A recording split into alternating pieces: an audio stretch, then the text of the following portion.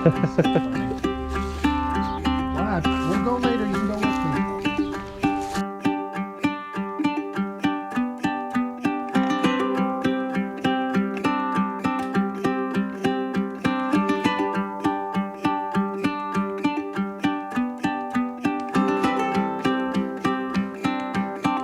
I.H.A.N, I.H.A.N.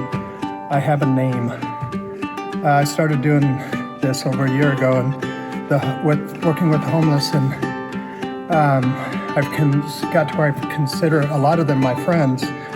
And how many of your friends that you don't know their name? And I noticed people stop, give $1, drive on, and that's important. All of that's important. It is. But what's that guy's name? What's that girl's name? What's their story? Without comparing it to yours, what's their situation without comparing it to yours. And it became very important to me.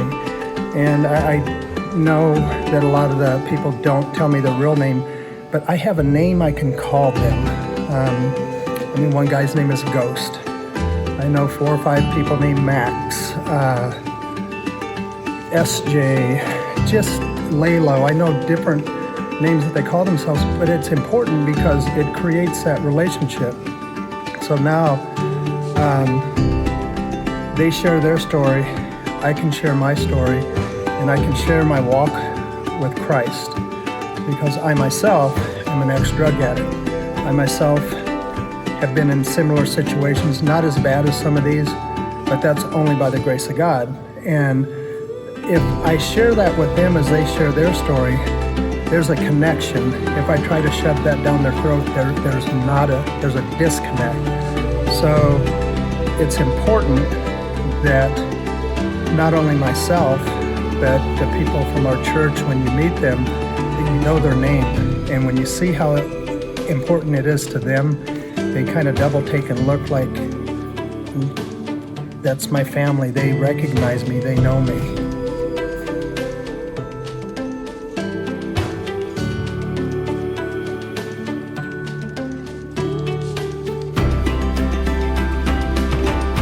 Where are we headed first? Is it under a bridge? Or yeah, it's a camp kind of under a bridge, down by the railroad tracks, by the river. We're going up to White Hawks Camp, which if you didn't know was a homeless camp, you wouldn't know it was there, kind of, because you will have to pull off and then you can walk down under this bridge, but all of us won't be able to go down there because it's kind of crowded.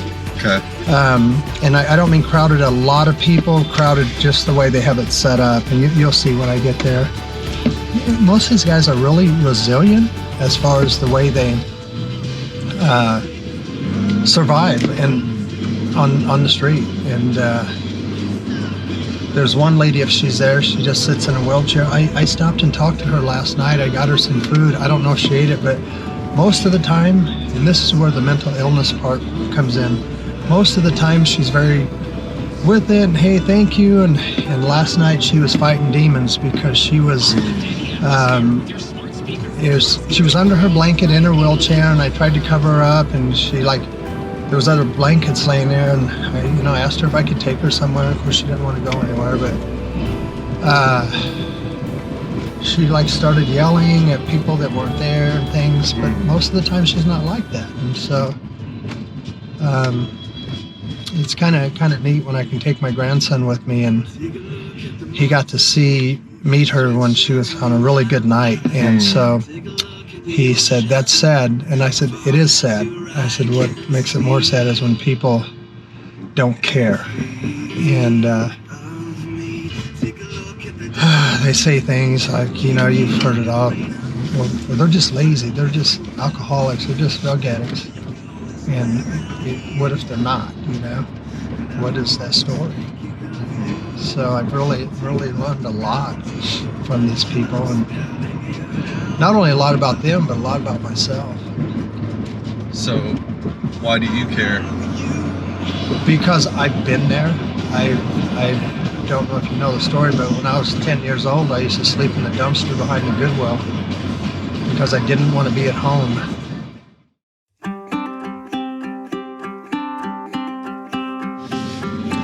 Don't ask me how I found this place.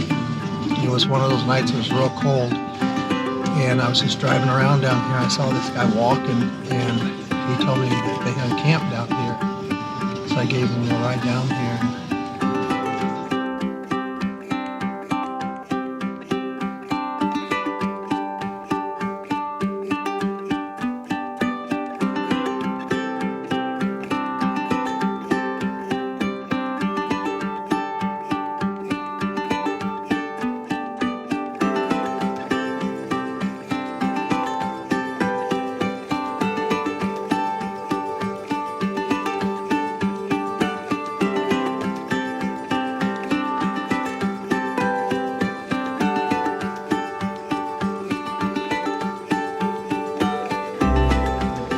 This whole neighborhood there's a lot of gang activity, and it's like FX13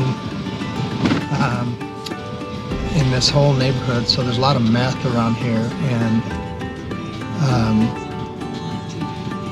they started bringing meth down here. Some young kids down here actually, they didn't pull a gun on me. They showed me that they had a gun because they was wondering why I was coming down here to this homeless camp.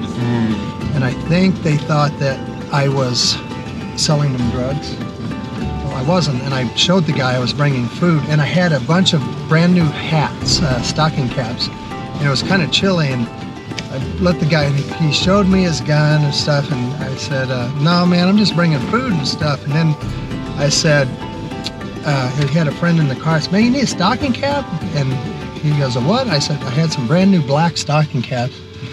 So I gave them each one. Then I was like in the club, you know. So now when they see me, sometimes I will see them down here. I'll show you. They'll be just sitting down here in their car because they used to sell these guys drugs, but they would wave at me when they would see me.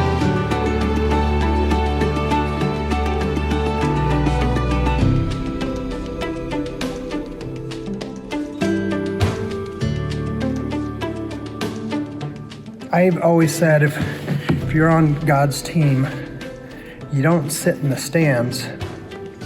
There's a place for everybody. I mean, on a football field, there's the quarterback, there's everybody.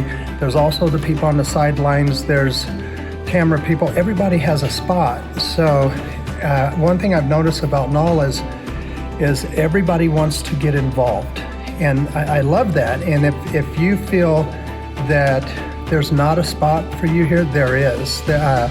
I was blessed with a room downstairs to store stuff, so now my garage isn't full anymore, and Bridget's been going down there, Bridget Tracy's been going down there organizing. If you want to help with that, I want to start organizing like maybe one meal a week that we can get started cooking early, where I can pick it up after work and go out and deliver it, just different things. And if anyone here has an idea of how they want to help, there's no idea that's not good enough, because I know what kind of church I go to, and I know what kind of people go to church here.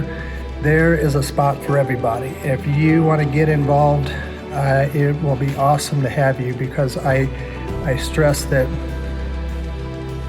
by God's grace and by the willingness of people here at Null, it has become our project.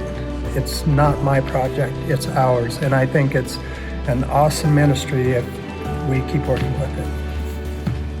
Will you write my name